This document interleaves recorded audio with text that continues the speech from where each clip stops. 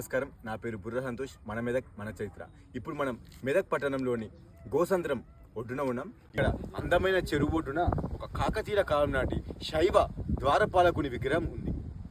ఒకసారి మీరు చూస్తే నల్లరాతి బసాల్ట్ మీద చెక్కిన అద్భుతమైన శిల్ప సంపద, అప్పటి కాకతీయుల నాటి శిల్ప సంపద ఉంటుందో ఈ శిల్పాన్ని చూస్తే మనకు తెలుస్తుంది. ఒక్కసారి మీరు చూడగలిగితే ఈ ద్వారపాలకుడు చతుర్భుజుడు, అంటే 4 చేతులు ఉన్నాయి. 4 చేతుల్లో ఒక చేతిలో త్రిశూలం, డమరుకం మీరు చూడొచ్చు. 3వ కన్ను కూడా కనబడుతుంది. ఒక చేతిలో త్రిశూలం, మరొక చేతిలో డమరుకం. చతుర్భుజుడు, 4 చేతులు ఉంటాయి, 2 చేతులు ధ్వంసమై ఉంది. ఎంత అద్భుతంగా ఉన్న శిల్పకళను చూడండి ఒక్కసారి. మన మెతుకుసీమ మెదక్ జిల్లాలో ఇలాంటి శైవ ద్వారపాలకుల శిల్పాలు ఈ సైజులో అల్లాదుర్గంలో మరియు వెల్దుర్తిలో ఉన్నాయి.